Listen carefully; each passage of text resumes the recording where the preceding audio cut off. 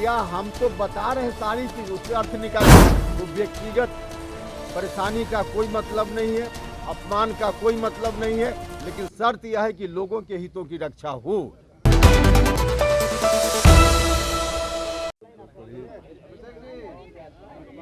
चलिए दोस्तों शुरू करते हैं। सबसे पहले आप सभी लोगों का स्वागत है।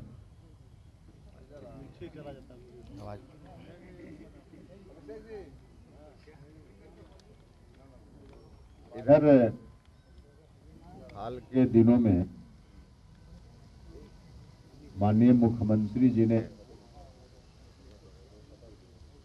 कई बात कही थी, जिसमें कुछ बातों और अपनी ओर से प्रतिक्रिया पिछले प्रेस कॉन्फ्रेंस में मैंने दी थी, और कुछ चीज जो बच गई है या बाद में उन्होंने कही है, उस पर आज बात करनी है। एक तो मुख्यमंत्री जी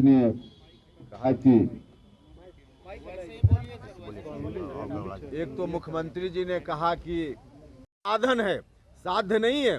उस साधन का इस्तेमाल करके अपने लोगों को, या जो जरूरतमंद लोग हैं या जिसके लिए पार्टी राजनीति करती है, वैसे दबे कुचले शोषित पीड़ित लोगों को न्याय दिलाया जा सके। इस काम के लिए कोई भी पद, चाहे एमएलसी का हो, एमपी का हो, एमएलए का हो, तमाम पद जो है एक साधन के रूप में होता है, साध्य नहीं है। तो मुझको यह कहा जा रहा है कि एमएलसी बनने के बाद मेरा कोई अधिकार और कुछ उस रूप में जब पार्टी मानती ही नहीं है, तो सीधे नौकरी करने जैसी स्थिति, और कह रहे हैं कि वही कोई एमएलसी पद को मैं मान रहा हूँ कि लॉलीपॉप मुझको एक थमाया गया। और लॉलीपॉप सब लोगों को मालूम है कि राज्यसभा की सदस्यता छोड़ने में उपेंद्र कुशवाहा को एक मिनट, एक क्षण का भी मलाल नहीं होता है। भारत सरकार में मंत्री पद को छोड़ते हुए एक मिनट का मलाल नहीं होता है। तो एमएलसी कौन सी बड़ी चीज़ है? एमएलसी कौन सी बड़ी चीज़ है? अभी भी लगता हो माननीय मुख्यमंत्री जी को या पार्टी को, तो एमएलसी आप वापस कर सकते हैं, उसमें हमको कहाँ कोई परेशानी, कर सकते हैं। या पार्लियामेंट्री बोर्ड का अध्यक्ष ही है, तो उनको लगे तो वापस कर सकते हैं, उसमें मुझको कोई परेशानी नहीं। इसके अतिरिक्त एक बात और, जो जब हमने कहा कि हम पार्टी से ऐसे नहीं जाएंगे, हम अपना हिस्सा हमको चाहिए, तो कई लोग आप में से भी और पार्टी की ओर से भी लोग कहते रहे हैं कि हिस्सा का मतलब क्या होता है। तो हिस्सा का मतलब मैं आपको बताता हूं। जो हिस्सा कभी लालू जी ने नीतीश जी को नहीं दिया था, और जिस हिस्सेदारी की बात 1994 में 12 फरवरी को पटना के गांधी मैदान में आयोजित एक रैली में नीतीश कुमार जी ने जिस हिस्सेदारी की बात की थी, जो हिस्सा लालू यादव जी से उन्होंने मांगा था, वही हिस्सा उपेंद्र कुशवाहा आज नीतीश कुमार जी से मांग रहा है। यही हमारी हिस्सेदारी है। इसी के लिए हम कह रहे हैं कि हम हिस्सा लेंगे, ऐसे नहीं जाने वाले। तो हम कहना चाहते हैं कि इस पर माननीय मुख्यमंत्री जी को विचार करना चाहिए, और पार्टी के बारे में जो हम लगातार बोलें, जितनी बात जो हम कर रहे हैं पार्टी की मजबूती के लिए कर रहे हैं, लेकिन अभी भी पार्टी की मजबूती की दृष्टि से कोई काम नहीं हो रहा है। और कहा जा रहा है उपेंद्र कुशवाहा को, या आप ही को जाना हो तो चले जाइए। हमने कहा है कि हम ऐसे नहीं जाने वाले हैं। तो एक तरफ माननीय मुख्यमंत्री जी कह रहे हैं कि उपेंद्र कुशवाहा से प्रेम करते हैं, और प्रेम की परिभाषा नई परिभाषा है। कोई भी व्यक्ति किसी से प्रेम करता है तो उसके नज़दीक जाना चाहता है। किसी से कोई व्यक्ति प्रेम करे, भाई भाई से प्रेम करता है, तो मन में यह भाव रहता है कि भाई जिससे हम प्रेम करते हैं उसके नज़दीक रहें। और यह जो प्रेम है उसमें कहा जा रहा है हम प्रेम करते हैं लेकिन तुम भाग जाओ, तुम भाग जाओ। अब पता नहीं इस प्रेम का क्या मतलब है। तो इस तरह के प्रेम का कोई अर्थ नहीं है। एक अंतिम बात, अभी जो कल एक घटना घटी, स्वाभाविक रूप से आपके मन में जिज्ञासा होगी, आप जानना चाहिएगा। तो जो घटना हुई, हम जा रहे थे, बाकी ट्वीट करके भी हमने उसकी जानकारी दी है, तो उस पर तो बहुत बताने की ज़रूरत नहीं है। लेकिन एक चीज़ सिर्फ हम आपको दिखाना चाहते हैं। घटना के बाद जो वहाँ स्थानीय पदाधिकारी की ओर से, जिसमें एसडीपीओ और एसडीओ अनुमंडलाधिकारी और पुलिस अनुमंडलाधिकारी दोनों के द्वारा जो एक प्रारंभिक जांच रिपोर्ट के नाम पर कुछ जारी किया गया है, जिसमें लिखा गया है कि उपेंद्र कुशवाहा के ऊपर कोई हमला हुआ ही नहीं है। तो हमला हुआ कि नहीं हुआ, हम सिर्फ आपको एक वीडियो 1 मिनट से भी कम का है आपको दिखाएंगे। जो वीडियो आया है, यद्यपि वह वीडियो वायरल है, उस वीडियो में साफ साफ दिख रहा है कि उपेंद्र कुशवाहा की गाड़ी के ऊपर किस तरह से लोग फेंक रहे हैं, पत्थर फेंक रहे हैं। उसके बावजूद स्थानीय जो वहाँ के अधिकारी हैं, उन अधिकारियों के द्वारा जो एक प्रारंभिक रिपोर्ट दी गई है, उस रिपोर्ट में कहा गया है कि कोई हमला ही नहीं हुआ। तो हम यह दिखाएंगे आपको, और इस वीडियो को हम कहना चाहते हैं जो पुलिस के सबसे बड़े अधिकारी हैं, डीजीपी या फिर जो प्रशासन के सबसे बड़े अधिकारी हैं, चीफ सेक्रेटरी, दोनों मिलकर जांच करें। नीचे के जो इनके पदाधिकारी हैं, इन्होंने जांच रिपोर्ट दी है, प्रारंभिक जांच रिपोर्ट कह कर दी है, और उसमें सीधे तौर पे कहा कि हमला नहीं हुआ है, जबकि हमला पत्थर फेंकते हुए वीडियो है। वीडियो तो हमने घर में नहीं बना लिया, हम दिखा रहे हैं आपको, लेकिन दिखाकर हम अपनी बात खत्म करेंगे। उसके पहले हम डीजीपी से आग्रह करते हैं और फिर चीफ सेक्रेटरी से कि आप दोनों लोग अपने लेवल से जांच कराइए कि इसमें क्या साजिश है, कैसे घटना हुई, क्यों घटना हुई, इसकी जांच दोनों लोग मिलकर करें।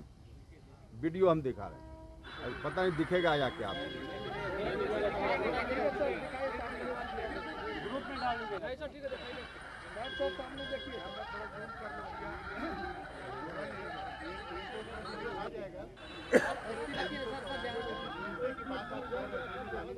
क्या करें, किसी शब्द को देकर हम विषय को विषयांतर नहीं करना चाहते हैं। आप कहते हैं एक तरफ उसको कोई और वर्ड दे करके विषयांतर नहीं करना चाहते हैं चीज़ों को, लेकिन इतना तो हमारा है कि मुख्यमंत्री जी अपनी इच्छा से नहीं कर पा रहे हैं। और यह बात कोई आज हम बोल रहे हैं ऐसा नहीं है। अभी जो लास्ट में कुरहनी का उपचुनाव हुआ, उस उपचुनाव में जो रिजल्ट आया, उसके बाद मुख्यमंत्री जी ने तो स्वयं कहा कि हमने नहीं टिकट दिया था, इन्हीं लोगों ने कहा हमने टिकट दे दिया। और इतना ही नहीं, उसके पहले 2020 में जो स्थिति बनी और उस समय जो टिकट वितरण हुआ होगा, हम तो नहीं थे, लेकिन मुख्यमंत्री जी ने उसके बारे में भी पब्लिक डोमेन में कहा है कि यही लोग देख रहे थे, दूसरे लोग देख रहे थे, हम नहीं देख रहे थे। तो मुख्यमंत्री जी तो बार बार यह बात कह रहे हैं।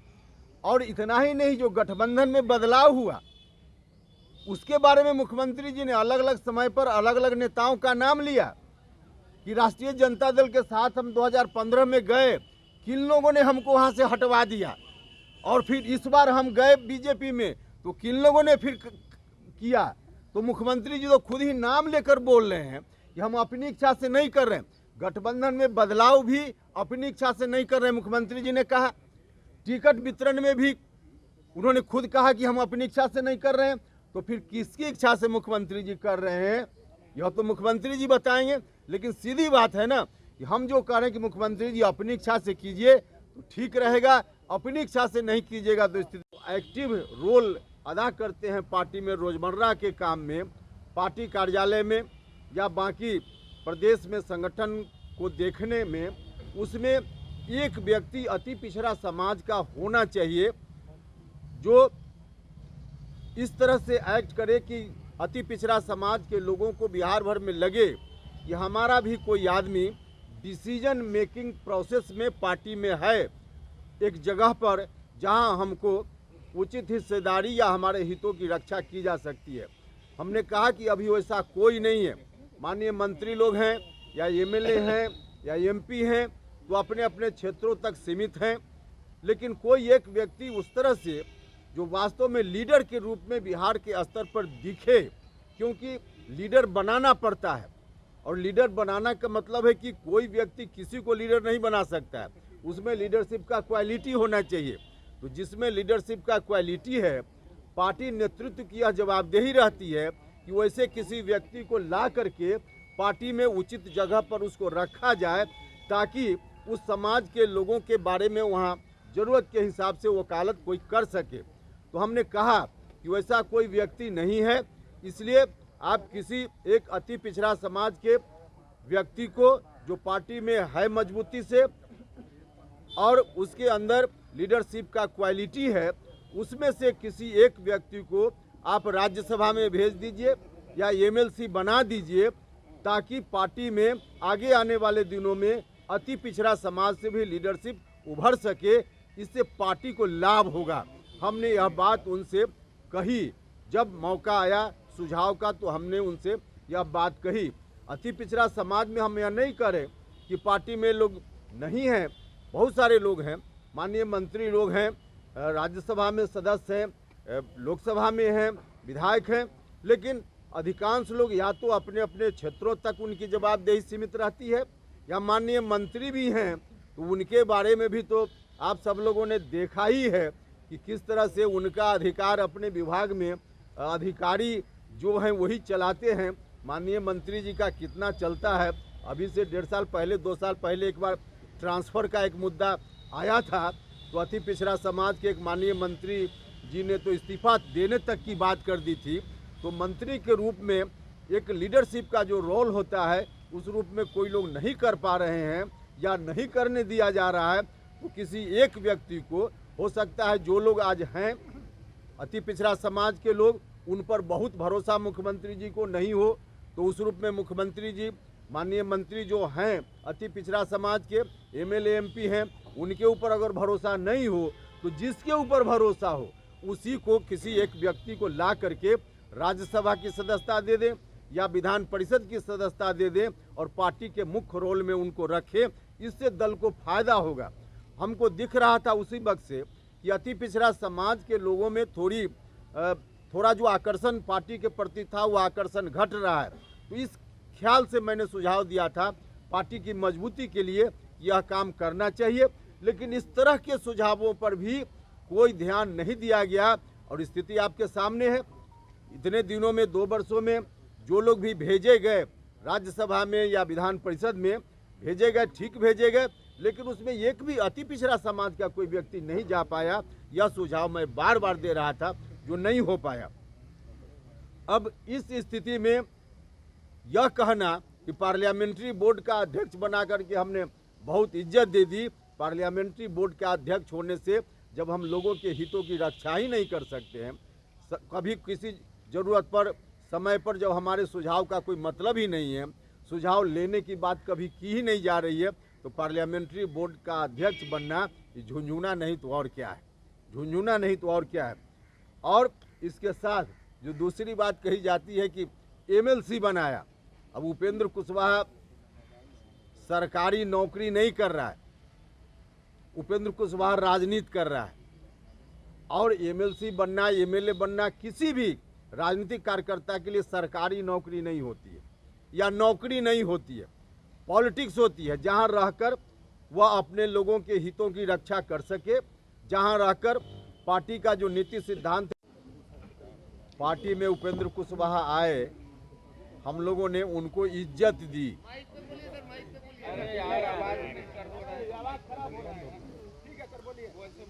मुख्यमंत्री जी ने कहा कि पार्टी में आए उपेंद्र कुशवाहा, हम लोगों ने उनको इज्जत दी। और दूसरा कहा कि उपेंद्र कुशवाहा से हम बहुत स्नेह करते हैं। अब किस तरह से इज्जत दी यह कहने का अभिप्राय या फिर कई बार सीधे तौर पे कहा भी गया कि पार्लियामेंट्री बोर्ड का अध्यक्ष बनाया, एमएलसी बनाया, इसी का मतलब निकाला जाता है कि बहुत इज्जत दी गई।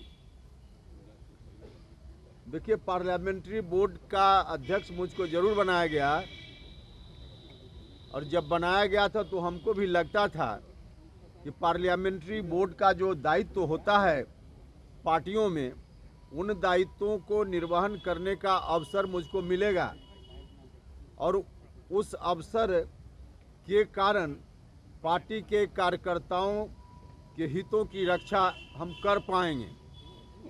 लेकिन बाद में पता चला कि पार्लियामेंट्री बोर्ड का जो अध्यक्ष मुझको बनाया गया, तो सीधे तौर पे एक झुनझुना मेरे हाथ में थमाया गया। पार्लियामेंट्री बोर्ड का अध्यक्ष मुझको जिस दिन बनाया गया था, उस दिन पार्टी के संविधान में पार्लियामेंट्री बोर्ड के अध्यक्ष के बारे में कुछ नहीं लिखा हुआ था। बाद में संशोधन जरूर हुआ संविधान में, और उस संशोधन के हिसाब से उसमें यह बात लिखी गई कि पार्टी के राष्ट्रीय अध्यक्ष संसदीय बोर्ड के अध्यक्ष एवं सदस्यों का मनोनयन करेंगे। राष्ट्रीय अध्यक्ष मनोनीत करेंगे पार्लियामेंट्री बोर्ड के अध्यक्ष को भी और पार्लियामेंट्री बोर्ड के सदस्यों को भी। अब पार्लियामेंट्री बोर्ड का अध्यक्ष राष्ट्रीय अध्यक्ष मनोनीत करेंगे, यह बात तो समझ में आती है, लेकिन पार्लियामेंट्री बोर्ड के सदस्यों के मनोनयन का भी कोई अधिकार पार्लियामेंट्री बोर्ड के अध्यक्ष को नहीं रहेगा। यह बात पार्टी के संविधान में संशोधन के बाद भी यही स्थिति है।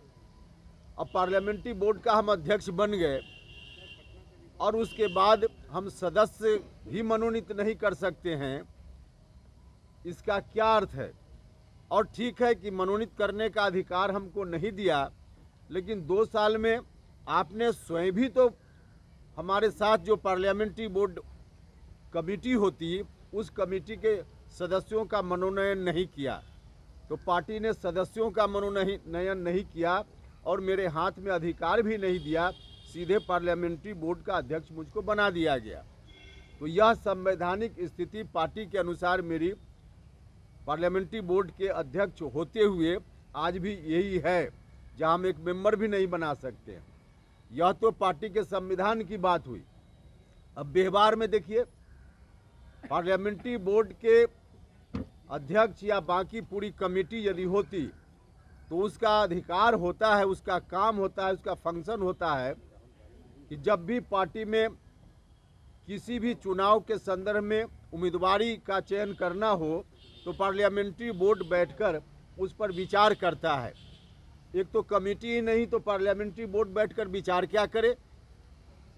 लेकिन व्यक्तिगत रूप से पार्लियामेंट्री बोर्ड के अध्यक्ष होने के कारण कोई सुझाव कभी मुझसे मांगा गया हो तो इसकी भी आवश्यकता नहीं समझी गई। कई चुनाव हुए, विभिन्न विधानसभा क्षेत्रों में उपचुनाव हुए, एमएलसी के चुनाव हुए, स्थानीय निकाय से जो एमएलसी का चुनाव होना था उसमें उम्मीदवार चयन करने की स्थिति आई। बाकी जो विधानसभा कोटा से एमएलसी या राज्यसभा के सदस्यों की उम्मीदवारी, कई मौके आए जहां पार्लियामेंट्री बोर्ड की भूमिका हो सकती थी, लेकिन पार्लियामेंट्री बोर्ड के अध्यक्ष रहने के बावजूद कभी पार्टी की ओर से मुझको बुलाकर पूछा तक नहीं गया कि इसमें किसको उम्मीदवार बनाया जाए या नहीं बनाया जाए। हाँ, हमने खुद कई बार सुझाव अपनी ओर से जरूर जाकर दिया, माननीय मुख्यमंत्री जी को भी और राष्ट्रीय अध्यक्ष जी को भी, लेकिन हमारे सुझाव पर कभी कोई ध्यान नहीं दिया गया। हमको बुलाकर सुझाव लेने की बात तो दूर रही, जो हमने सुझाव दिया उस पर भी कभी पार्टी ने ध्यान नहीं दिया। और सुझाव देने के क्रम में सिर्फ एक चीज हम चर्चा करेंगे, अगर हमारी बात गलत होगी तो राष्ट्रीय अध्यक्ष जी खंडन कर सकते हैं, प्रतिक्रिया दे सकते हैं, या माननीय मुख्यमंत्री जी भी बोल सकते हैं। हमने एक बात सुझाव के रूप में जब जब मौका आया विधान परिषद के सदस्यों के मनोनयन चयन के लिए उम्मीदवारी के बारे में या राज्यसभा, तब हमने कहा कि पार्टी में जो हम लोग पटना में एक्टिव रहते हैं रोज, जो कुछ नेता, हम आम कार्यकर्ताओं की बात नहीं कर रहे हैं, राज्य